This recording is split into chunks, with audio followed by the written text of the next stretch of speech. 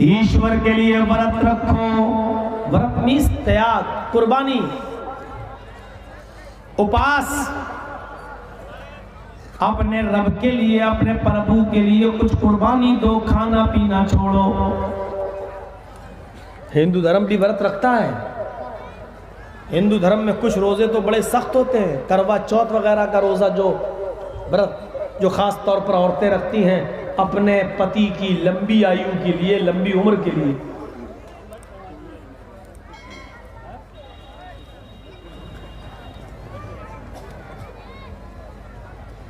रोजा उधर भी है, खाना पीना छोड़ने का हुक्म उधर भी है, लेकिन थोड़ा सा डिफरेंस, फर्क हो गया। हिंदू धर्म छोड़ता है खाना, लेकिन अन्न छोड़ता है बस। खाना छोड़ता है, दाल चावल सब्जी रोटी मीट मछली अंडा ये सब छोड़ता है, लेकिन पीने वाली कोई भी चीज वो नहीं छोड़ता।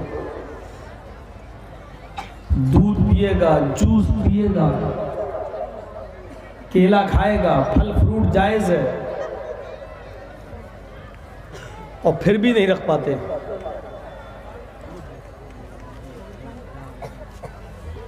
हमारे यहां भी रोजे का सबूत है। या अय्युहल्लज़ीना आमनू कुतिबा अलैकुमुस्सियामु कमा कुतिबा अलल्लज़ीना मिन क़ब्लिकुम लअल्लकुम तत्तक़ून। आई ईमानो वालो, तुम्हारे ऊपर रमजान के रोजे उसी तरीके से फर्ज कर दिए गए जिस तरह तुमसे पहले के लोगों पर फर्ज किए गए थे, ताकि तुम्हारे अंदर तक़वा पैदा हो जाए, ताकि तुम्हारे अंदर अल्लाह का डर पैदा हो जाए। हमारे इधर भी रोजा है, लेकिन हमारे यहाँ रोजे में थोड़ी सख्ती है।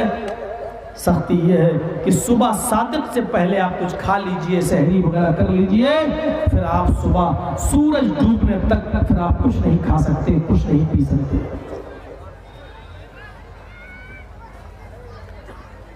फिर लोगों ने, और ख़ास तौर पे हम मुसलमानों ने रोज़े को इतना सख्त और बना लिया है, थूक भी ना निकलो, रोज़े की हालत में थूक ना निकलो। अब मुंह में थूक जमा हो गया, अब बार बार थूक रहा, थू थू। अब उसको ये मौलवियों ने भर दिया, थूक निकलोगे रोजा टूट जाएगा। शरीयत तो ये भी कहती है अगर आपने वुजू बनाया है रोजे की हालत में, तो जाहिर है वुजू बनाएंगे तो कुल्ला करेंगे। अब कुल्ला करेंगे तो पानी मुंह में लेंगे, ऐसे कुल्ला कर। अब थोड़ा सा पानी जबान में तो लग ही जाएगा, जब आप पानी मुंह में लेंगे तो जबान में तो लगेगा। अब क्या कर रहा है, बार बार जबान को, अब उसको ये डाउट हो रहा है जबान का लगा हुआ ये पानी अंदर ना चला जाए। अगर अंदर चला गया, इन मौलवियों ने पहाड़ बना दिया रोजा, इन कठमुल्लाओं ने बार बार उसको थूक रहा, और फिर सोने पे सुहागा ये कि और हार्ड बना दिया। इतर मत सूंघना खुशबू, अगर सूंघ ली तो रोजा टूट जाए, मकरूह हो जाए। अब वो बेचारा फल फ्रूट भी खरीदने जा रहा है, पपीता खरीदते वक्त सूंघ नहीं रहा है, ऐसे देख रहा है, सूंघ ले तो रोजा मकरूह हो जाए। नाक में पानी लेने से रोजा मकरूह नहीं हो रहा है, इतर सूंघ लिया तो रोजा मकरूह हो जाए। हवा नाक में जा रही है, रोजा मकरूह नहीं हो रहा है, इतर सूंघ लिया तो रोजा मकरूह हो जाएगा। अब एक और हार्ड रोजे को मुश्किल बना लिया। क्या? रोजे की हालत में सर में तेल मत डालना, सर में तेल डालोगे तो रोजा मकरूह हो जाएगा। दिन भर नहा रहा है, नल के नीचे बैठा है, पानी सर के ऊपर जा रहा है, रोजा मकरूह नहीं हो रहा, तेल लगाओगे तो रोजा मकरूह हो जाएगा। तेरे बाप का दीन है, कहां से लाया तू?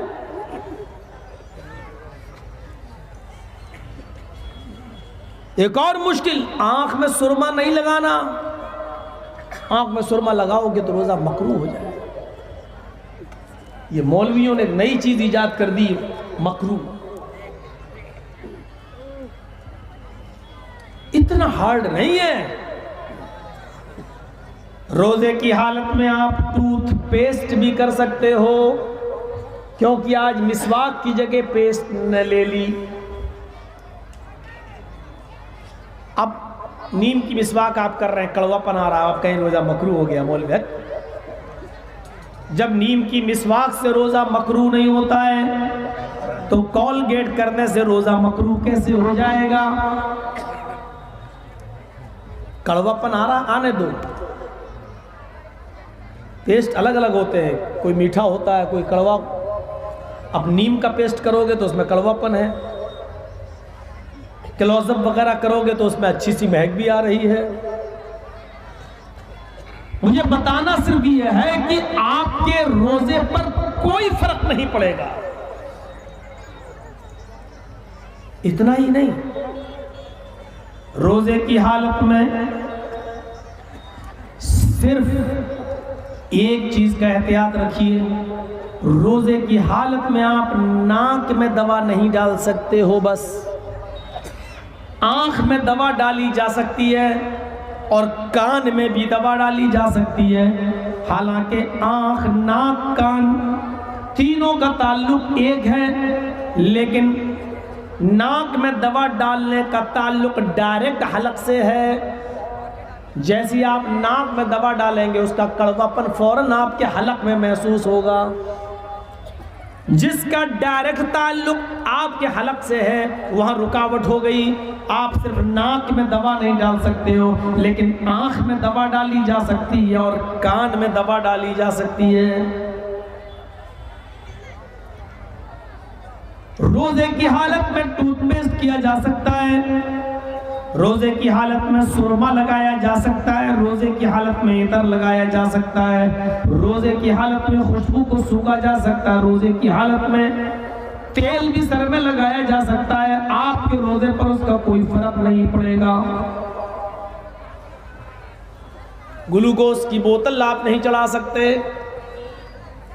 जो बोतल आपको ताकत पहुंचा रही है, आपके जिस्म में तकवीयत दे रही है, वो आप नहीं चढ़वा सकते। अगर दर्द का इंजेक्शन है और आपके जिस्म में बहुत शदीद दर्द है, टेबलेट आप रोजे की हालत में खा नहीं सकते उस दर्द को रोकने के लिए। लेकिन अगर किसी इंजेक्शन से आपका दर्द बंद हो रहा है तो आप यकीनन दर्द को बंद करने के लिए इंजेक्शन भी लगवा सकते हो, बशर्ते ये कि वो इंजेक्शन ताकत का ना हो, मल्टीविटामिन मिनरल्स वगैरह का ना हो। हाँ, दर्द वगैरह का हो तो रोजे की हालत में इंजेक्शन भी लगवाया जा सकता है। अस्सलामु अलैकुम वरहमतुल्लाहि वबरकातुहू। उम्मीद है दोस्तों आप सभी लोग खैरियत से होंगे। दोस्तों, अब से कुछ ही दिनों के बाद हमें फिर दोबारा से रमज़ान का मुबारक महीना अल्लाह के फजल करम से अता होने वाला है। लिहाजा अल्लाह सुब्हानहू व तआला से दुआ है कि अल्लाह सुब्हानहू व तआला हमें इस मुबारक महीने का खूब फ़ायदा उठाने की तौफ़ीक़ अता करे। हमें खूब सारी इबादत अल्लाह सुब्हानहू व तआला, खालिस अल्लाह सुब्हानहू व तआला की इबादत करने की तौफ़ीक़ अता करे और हमारे हर रोज़े को अल्लाह सुब्हानहू व तआला अपने दरबार में कबूल करे। आमीन या रब्बल आलमीन। तो दोस्तों, जैसे कि अल्लाह सुब्हानहू व तआला का फरमान है कि ऐ ईमान वालों, हमने तुम पर रोज़े फ़र्ज़ किए जैसे कि पिछली कौमों पर फ़र्ज़ किए गए थे। तो लिहाजा हमें रोज़े का ज़िक्र कई मजहबी किताबों में मिलता है, यहाँ तक कि हमें हिंदुइज़म में भी रोज़े का ज़िक्र मिलता है। तो उम्मीद है दोस्तों आपको वीडियो पसंद आई होगी। अगर आई है तो लाइक कमेंट शेयर कर दीजिए और हमारे चैनल को सब्सक्राइब कर लीजिए। तो फिर इंशाल्लाह फिर मिलेंगे अगली वीडियो में। तब तक के लिए अपना ख्याल रखिए। अल्लाह हाफिज़। अस्सलामु अलैकुम।